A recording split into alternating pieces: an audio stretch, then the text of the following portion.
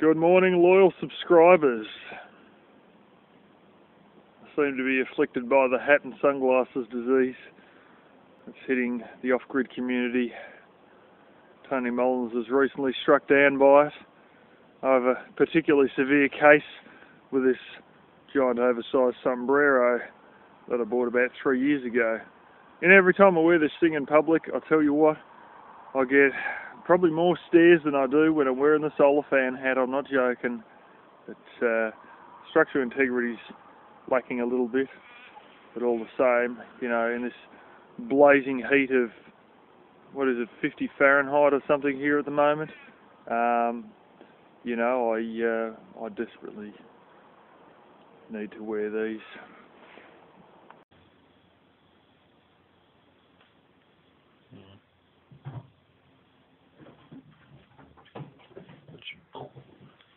Oh, there's Tabby Kitty. I've got all the LEDs on and all the compact fluorescent. And as you can see, this is about the best she's going to get. And the flash in the camera turned on permanently. You can't even see little flipping psycho bones. Oh, you can see her eyes reflecting. Tell you what, they move at pace. They've been playing in the kitchen and they're mucking around the bathroom. Troll through all the blooming detergent bottles. I have an immense amount, well, first of all, of mustard, and then of liquid detergent. And Black Kitty's got scared and walked back in there. Haven't you, Black Kitty? Eh? The kitty's, you know, doesn't quite like getting too close. The tolerator being picked up today. I'm pretty sure it's a he now. Tabby Kitty, which is a she. Go around stalking each other. Go on, Black Kitty. Get on, Black Kitty. There are a few mice in the ceiling, which isn't great. But they dare come out of the ceiling. It might be a little bit of a different matter. Can't expect kittens to get right up into a ceiling space. There's nothing to allow them to get up there.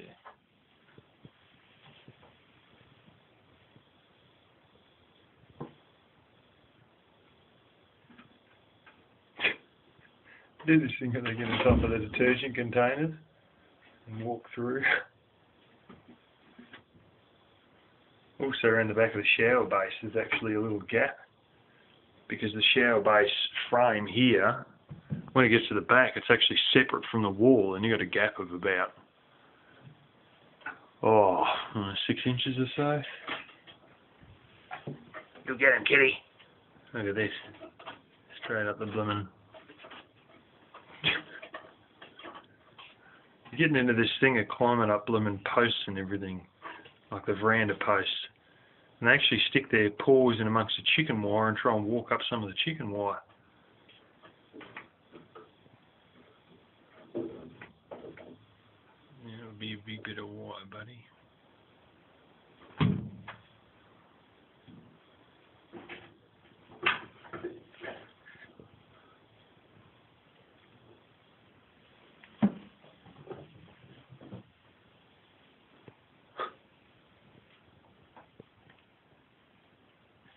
Go hide amongst the logs again over there. Bang! She's actually on top of the blooming logs and comes down off them. Yeah, Black Kitty will be coming out in a second.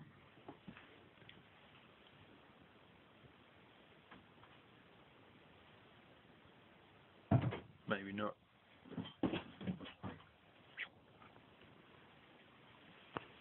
Don't think you're sticking your flipping claws in the propane line. I'm definitely not biting it either. For some reason, they're more interested in chewing wood than anything else, which is probably a good thing. Better than chewing an electrical cable or blooming propane line. So I'd sink the teeth into the flipping egg carton before. I said, don't do that, you break me eggs. You get him, Black Kitty. Black Kitty, it's alright, Black Kitty.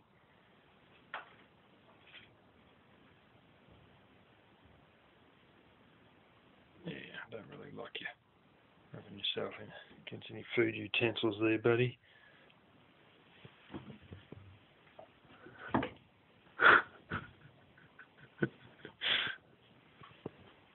Oh well, this is probably what's going to happen all winter long. They've been sharpening their claws on the bloomin' logs too.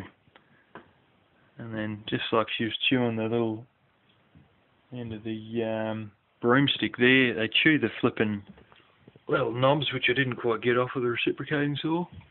Isn't that right, kitty? Stand on some logs there. Don't knock them all over.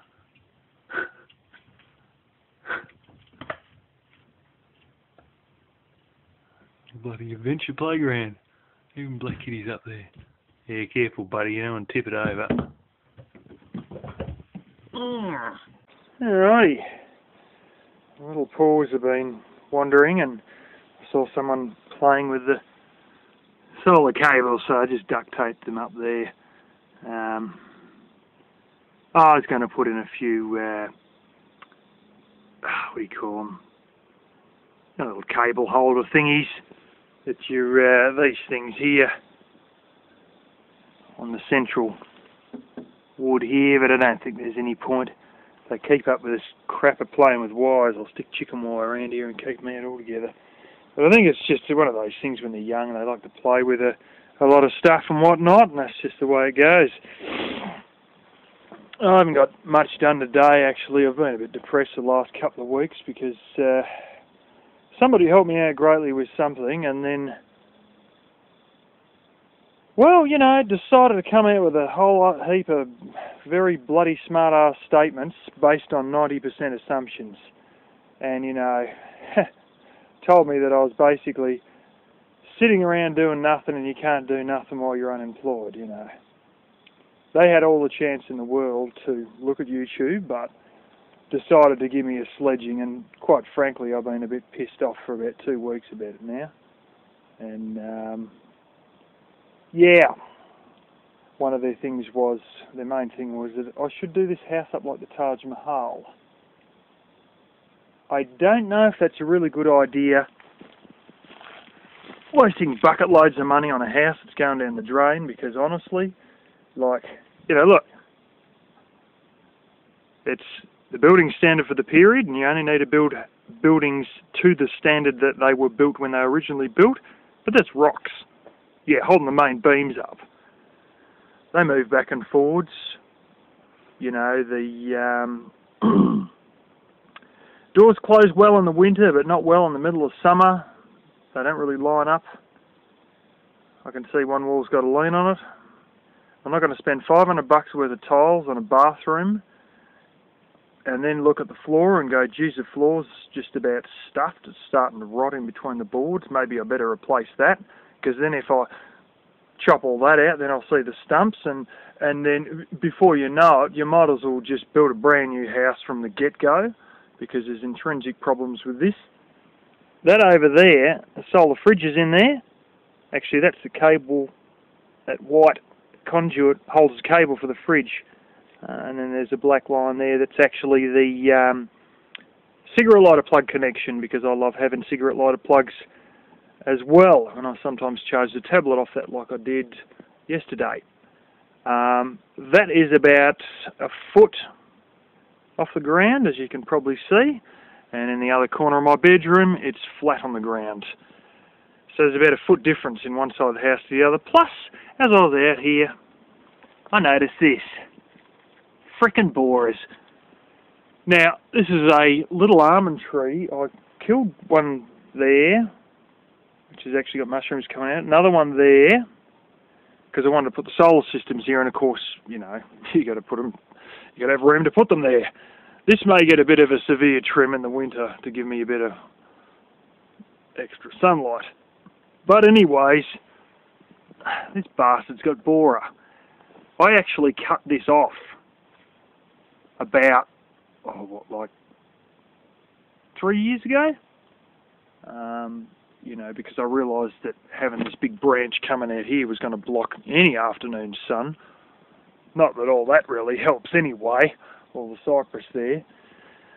But that's got borer in it that wasn't there only, a few weeks back. Because I often come out to this tap here to fill the cat's water up and just lean over the fence there. So that's just great. Furthermore, I already know there's borer in the windowsill in the kitchen and also in the corner of the bedroom. I think it's where I've got the air conditioner. There's borer in there as well. So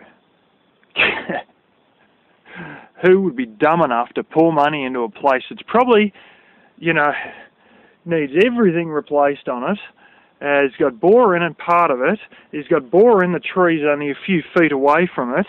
Why would you go throwing money at something like that?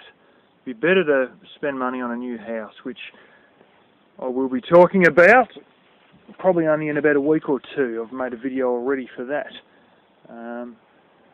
Anyway, little cats, they're actually under all the box thorns there. They tend to venture out just so far as the cypress trees here and wander around a bit. And, yeah. Alrighty people, well it seems that all this, even though it's green, is dried out. Actually, that's one way to tell you got good hay, is if you open a bale up and the grass is still like as dry as chips, but it's still sort of green.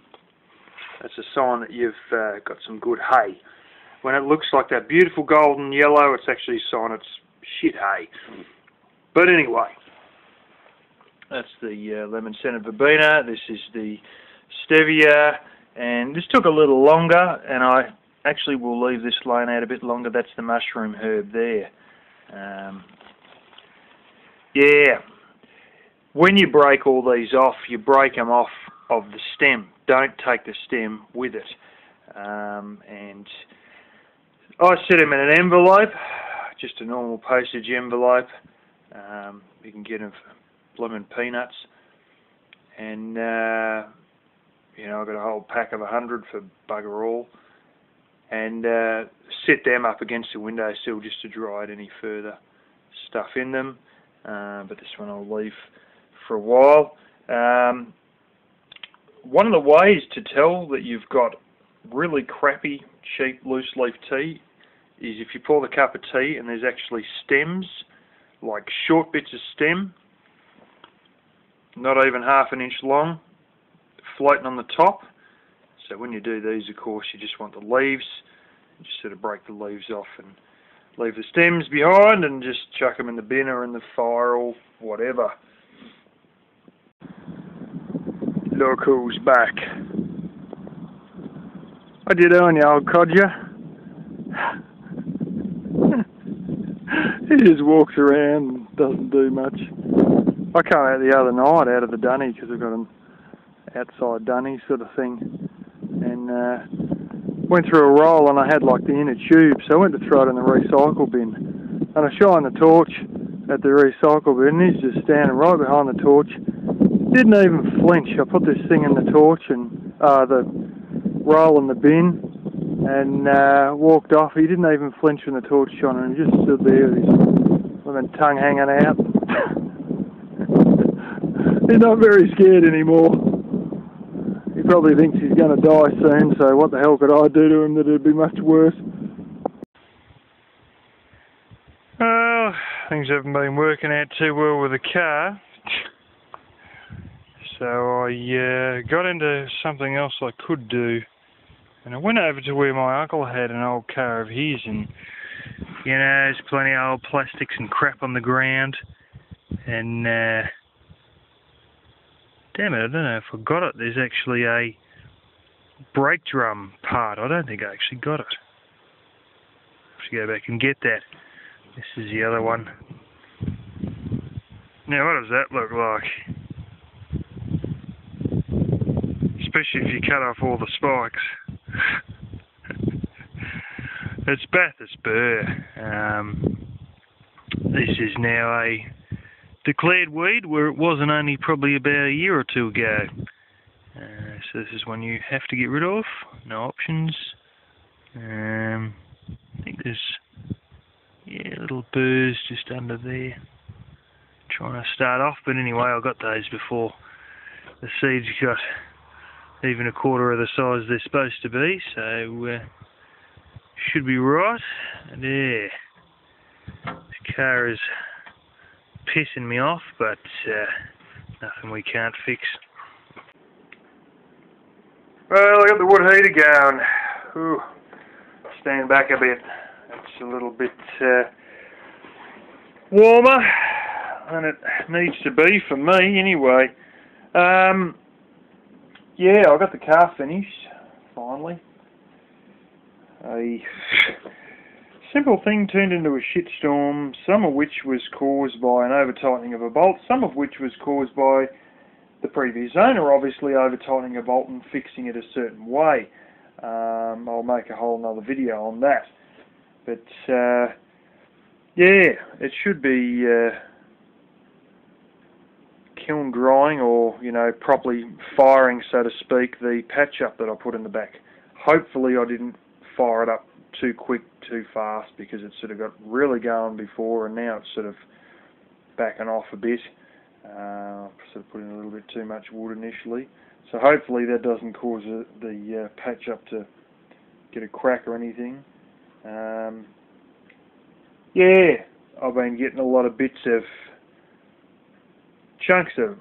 little chunks of pine and just random bits and pieces around. There's most of it is actually posts that have been red gum, which is a hardwood posts, much the same as all the other ones I've been pulling out all over the property, but these ones have been from years and years back. And they look weathered. Now they're not like pine, where pine will go rotten and the rotten wood will stay on the tree or the post or the log. They're sort of different. When they rot, I don't know if it just gets absorbed back into the soil by microbes or where it goes, if it blows off on the wind or what, but you have posts, and there's a couple of posts where we pulled out the big box thorn on the boundary. The one where I showed all the rabbit holes and all that crap left behind, and the really shonky patch-up job. A lot of those posts are the same. They're only just a little skinny bit of post left, and none of the rotten wood holds to them. And I've been finding stuff like that in the grass around here. So you pull out this bit of hardwood with no rotting wood whatsoever on it, and it's like the remains of a post that's just like a quarter of the size it used to be. And so I've been breaking some of them up and throwing them in to the wood heater, but it's primarily 80% of it's still sitting out in the veranda. Along with a whole bunch of droppers that obviously they're amongst chicken wire to hold the plain wires that were holding the, that this chicken wire was tied onto with some of these chicken wire rolls. But yeah, it's all turned rainy and turned to crap, and I can't believe that I'm using this already. But I mean, outside the ground's all completely wet, and I don't feel so worried about using the wood heater when everything outside is drenching wet, because you got no sort of risk from sparks or anything like that. It's tonight it's going to be about as cold as a winter day as it was last night, and I'm not flaming going like I went last night, trying to keep warm and wearing my flaming, I can probably see it, there we go, Milwaukee jacket to try and, if I need any heat, press the button and heat myself up. So I was sort of alright last night, but it's sort of so many cold nights in a row now, I'm sort of getting sick of it. So finally time to get the wood heater running, or at least when the ground's wet anyway. Everyone's all thrilled about cooking videos. I never do any. I might do some on me better recipes someday, but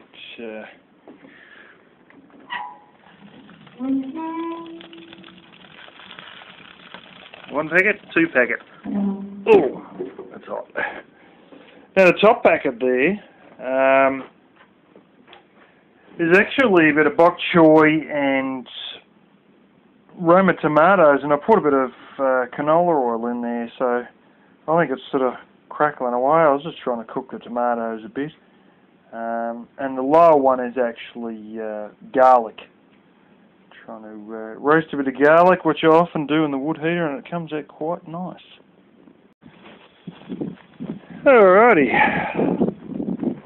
I've been going around my house picking up all the star pickets that were just randomly here and there dropped off from, some of the fence fix-up jobs. And I decided I better get them all sorted out. I reckon the grass is only a few weeks off coming up pretty deep. Of course, it's all dry and crap now.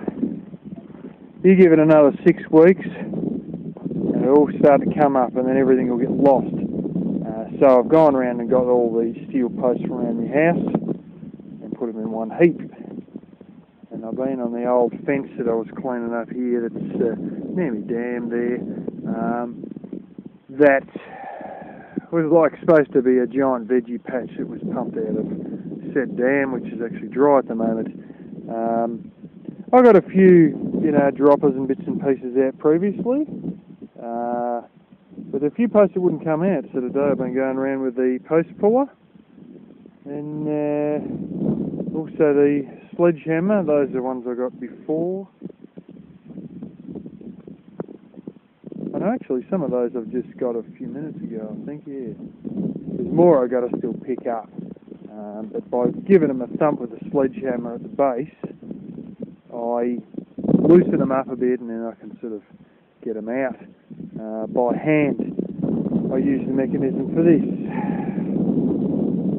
And, well, steel slides against steel. And my father said, oh, well, what you do is you put a stick in the back, and a stick will jam in. So I've done that. All it does is snap the stick and then you're back to square one again.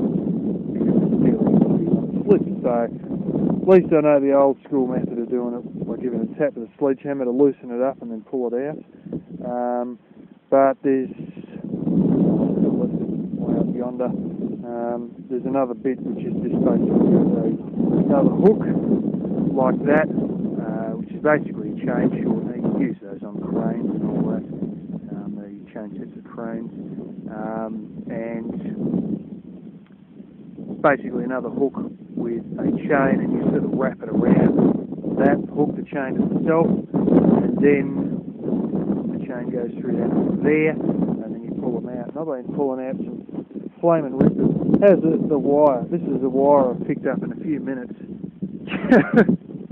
Just have a flaming end. All these little odds and sods only a few inches long, all along where the old fence line was.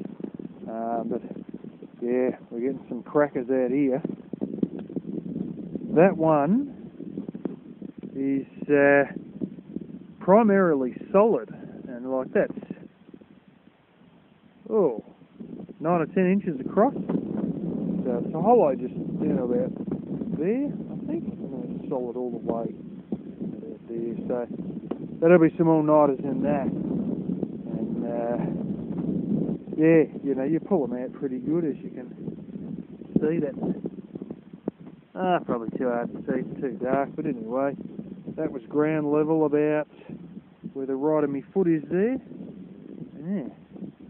There's some further up, I better show them actually, that have got flatworms in them. And they all started to move with the change of temperature, but it was exceedingly wet. It was all sort of, literally you could see wet water, like mud on the bottom sort of thing. And I was quite surprised how wet it was under there. But that's got flatworms, and if I get up there quick enough, I might be able to show the flatworms. There they are. This camera's going to be crap up close. But, you might be able to, you can't really see any lines there.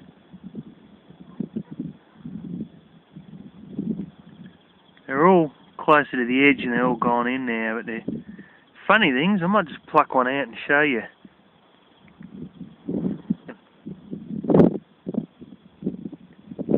Trying to crawl away. I rarely see them move very fast, but they move reasonably fast this time.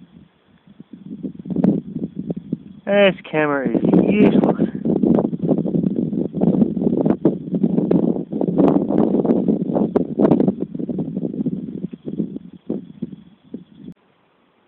Alrighty, before I went to my sister's to help fix the house up there, these are almost ripe, and they basically have had a second flush, and the birds have been hacking in there, as you can see.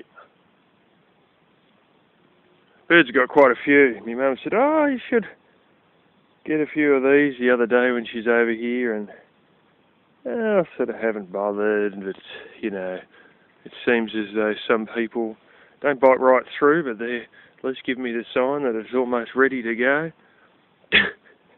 without actually, you know, eating the damn things away altogether, unlike some of them. So I might break off the good ones and also break off the half-eaten ones. But yeah, I think I better make a grab. Apparently I've got some of these in my parents' freezer that I keep forgetting to get, but I'm not a great fan of eating figs. They're right, but they're a bit of a different flavour, and I always pick them and then you get white sap coming out of the damn thing. Don't like the white sap they have.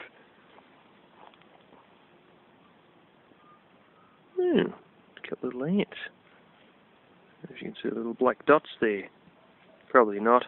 Having a go at that one. Yeah, there's actually a bloody lot of them. I reckon it's getting close to going. Yeah, it's good to go, that one. That's a good one there. That's the right colour, that one. Too late. And stick beetle, get off of your sob.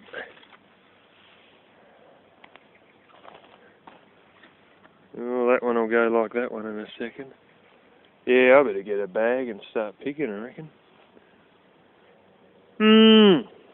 My grandfather used to be nuts on figs, and they had a flippin' big tree. I made a big tree of figs. I think it might have actually been 2 trees, but this one tree that was huge in his place. But this was sort of a larger tree, and I thought, I don't want a fig tree anyway, so I chopped it pretty low, and I think that's all those. I see it in there. I cut there, but I basically chopped this off pretty severely with a chainsaw, and it went from like 2 little trees or whatever it is to like a blooming bush, and now I've got this sort of a dome shape thing. But all the same, it used to barely produce any figs. My uncle never, you know, gave us any figs or talked much about any figs, and when we first cleaned the place up, there was barely any figs, and then after I got stuck in with a chainsaw, all of a sudden, kaboom, there's blooming figs going everywhere. And I mean, it was the same with that rose bush I've got.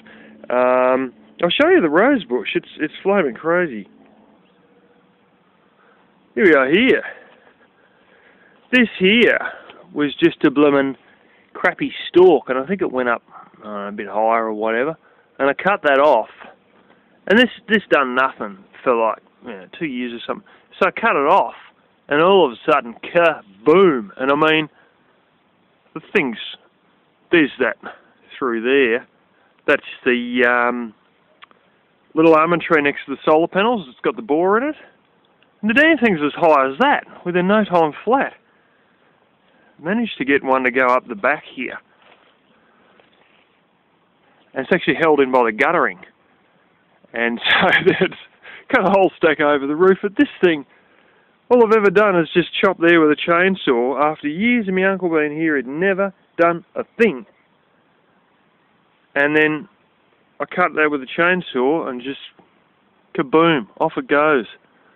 And it's funny how just one cut or a few cuts of something that's basically looks like it's at the end of its lifespan, or I thought it was completely dead.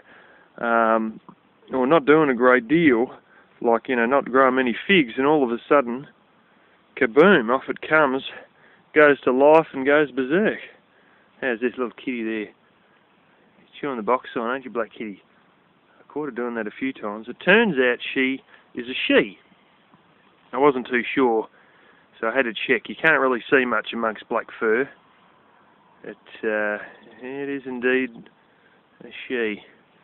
And I don't know, you're probably not going to see it in this camera, and she's probably going to freak out if I move too much close. She doesn't like it. she does have little lines, but I think I need to get the better camera to show it. They're almost tabby lines amongst the black. It looks bizarre, but I don't know if she'll keep that through into adulthood. What do you think, Kitty? Hey? What do you reckon, eh? He's purring already, I can hear it. He does her sus purring before she even gets to me when she thinks she's going to get petted.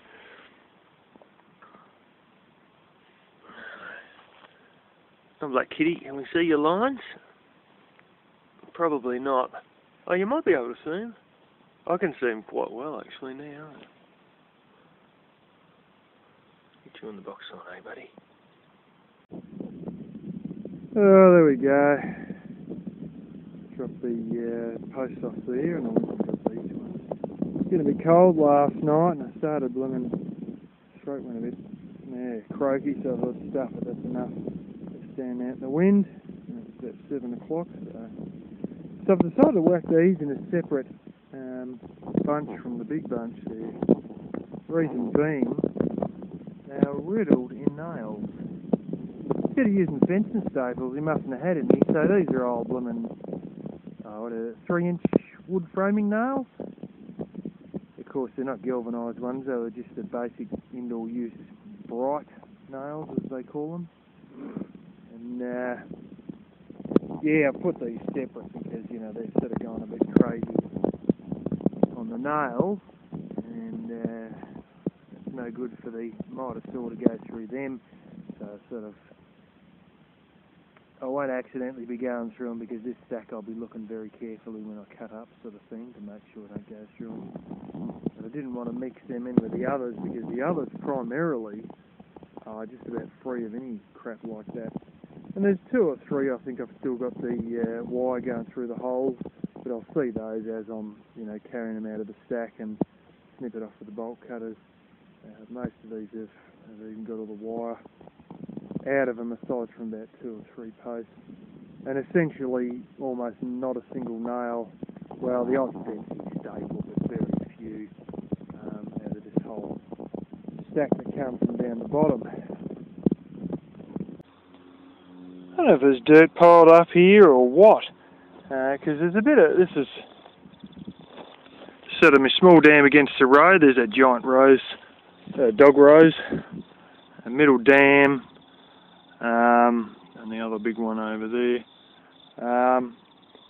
And we've sort of got a bit of a dip here, which sort of comes up high again.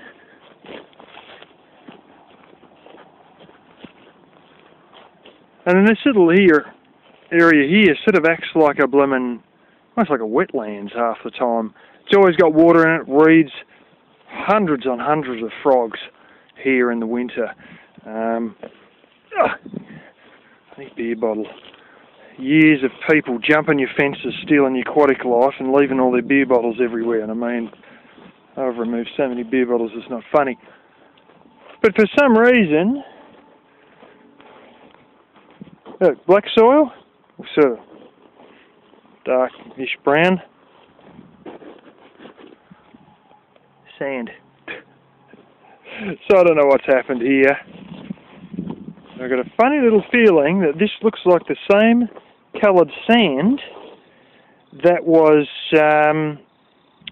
my uncle's other property that got repossessed, the one that my father grew up on. And they may have decided that this was making all this wet, so they dumped a pile of dirt here to hold in. But then again, it's a bit stupid to put sand there when you've got good clay, which will basically hold water quite well, as the clay here does. But even over this side, back to the lemon grey stuff. Even along here, as soon as you get through this little dip, she changes colour and goes back to the dark stuff. That corner there, you can see the boxons are ripped out. You see a couple of tall trees there. That corner there is what Dad refers to as pipe clay. It's never been any good, really, at growing soil.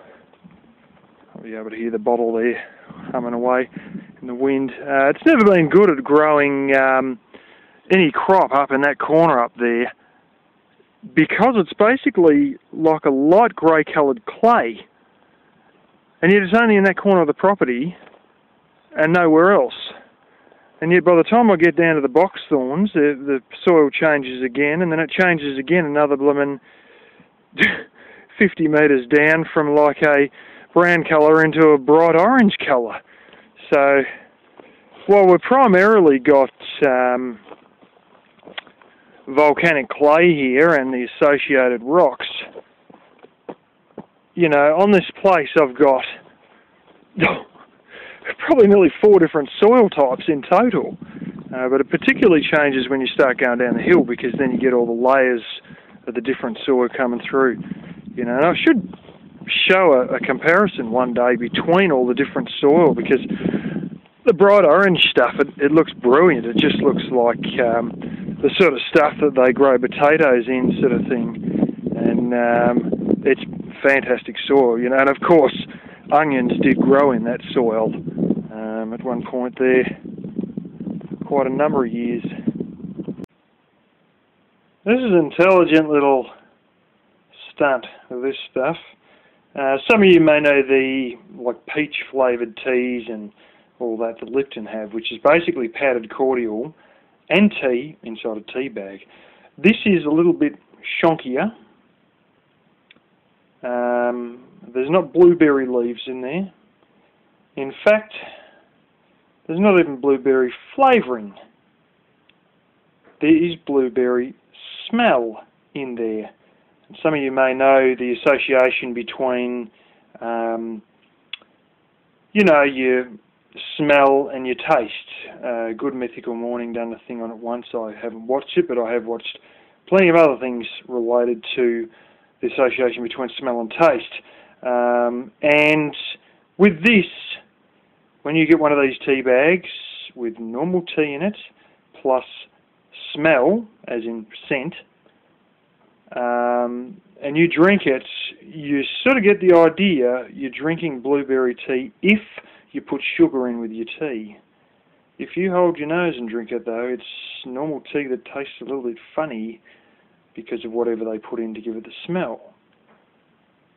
So it's a pretty smart stunt to make you think you're getting flavoured tea, like the Lipton stuff, at, oh, I don't know, you know, less than 1/3 the cost, probably only 1/5 the cost, whereas in reality, they're just using the association between smell and taste to fake it. Alrighty, we've been doing some cutting.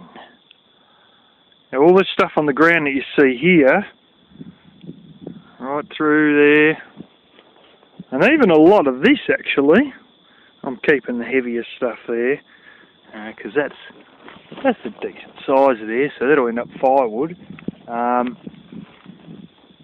All of that and all this is all dead.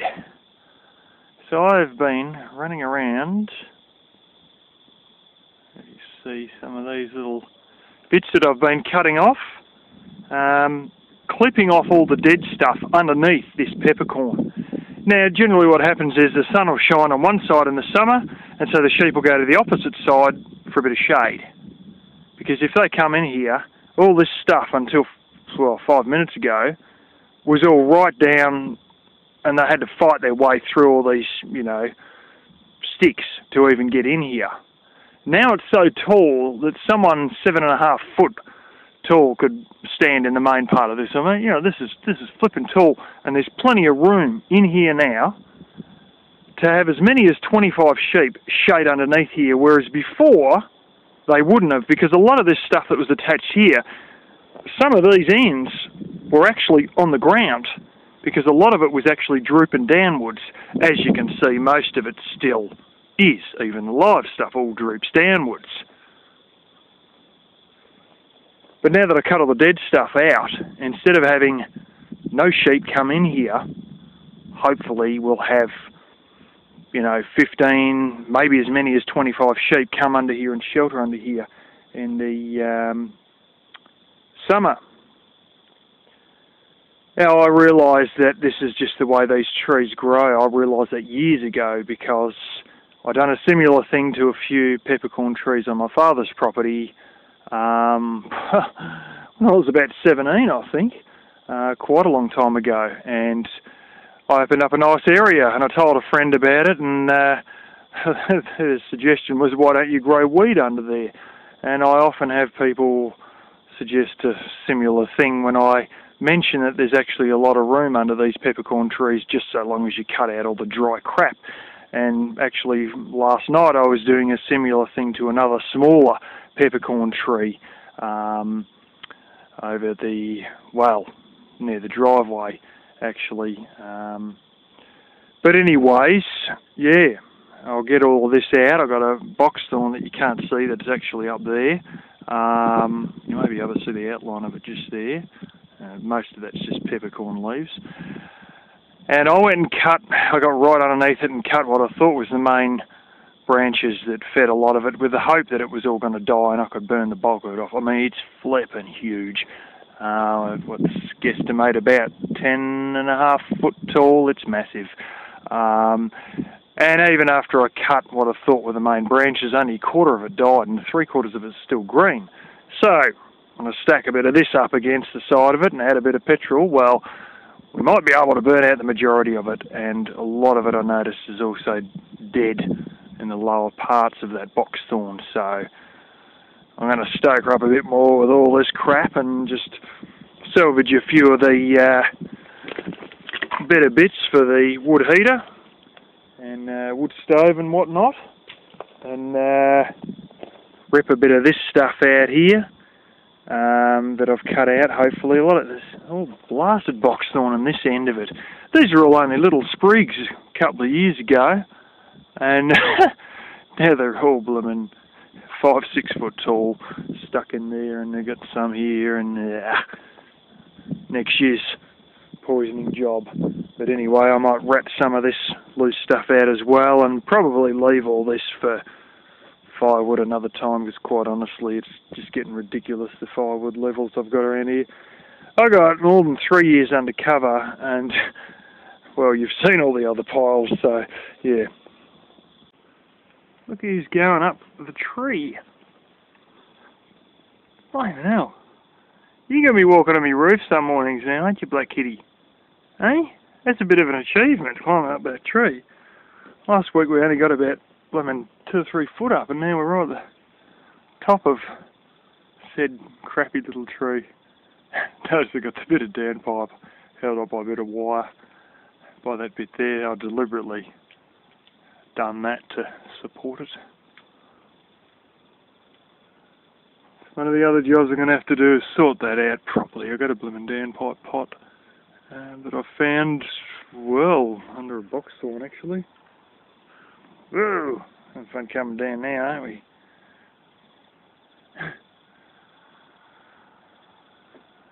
It's easy to go up, but it's not that easy to go down. Not face first anyway. Hey, Black Kitty? If I was standing there enough, you'd probably flame and jump on me, wouldn't you?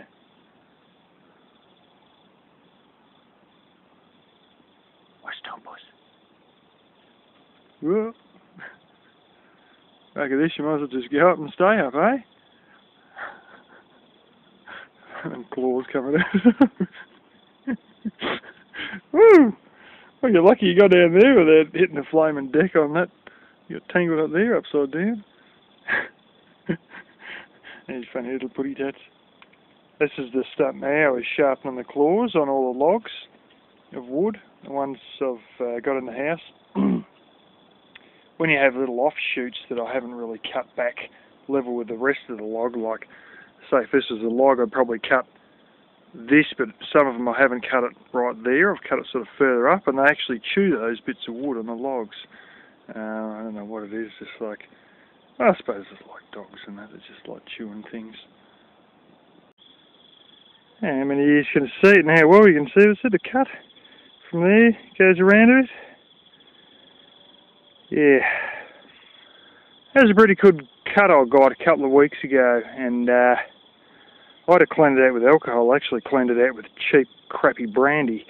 And then when I dried out, I ended up gluing it together with super glue. It's a pretty decent cut. Those of you who are smart will know what caused it, and the rest of you, I'll leave you guessing. I don't know if you can see this. You may in a second. Sheep have a particular breeding season, but once in a while you'll get one that's sort of, well, it doesn't go according to season. Most of them are born in winter. And here we are, halfway through August.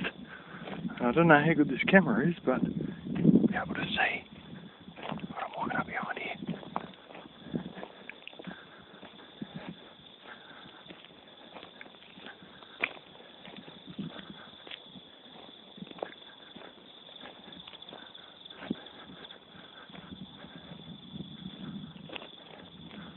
Yeah. That would be,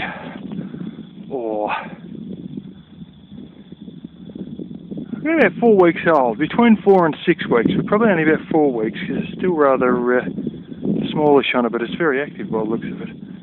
In the first week or two, week and a half, 2 weeks of life, they're as dumb as dog shit and not so good on their feet. And a few weeks later, they're really quite nimble and can sort of dart off. But yeah. Set them all, and they're all walking out the gate to the almond trees.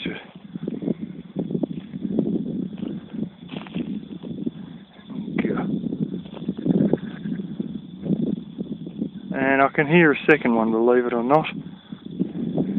I don't know if you see the little kick it does it. Yeah, there's the second one just about ready to go out the gate. That's 2 of them off season. We had one of the best years we've ever had for a long time last year. We got 45 lambs out of having around, was it like 145 sheep or something like that?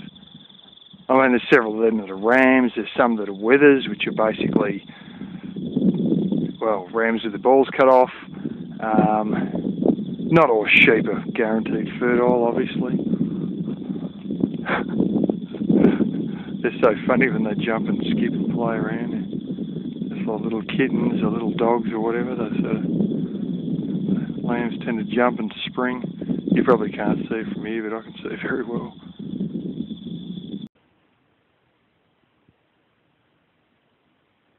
I can't believe this, but Black Kitty started purring. First time I ever heard her purring. Come on, Black Kitty. It's all right, Black Kitty. It's all right. It's all right.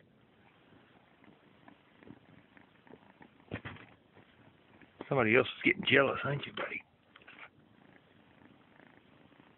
She always sticks her head up and watches where your hand's going and all that. You can hear. Sort of purrs a bit noisier. I've been out of the room going to get in the litter box so they can stay in here overnight. And she's been purring the whole time since I left the room and still purring when I get back. Hey, it's good to see you finally turned. Even if Tabby Catty is getting freaking jealous.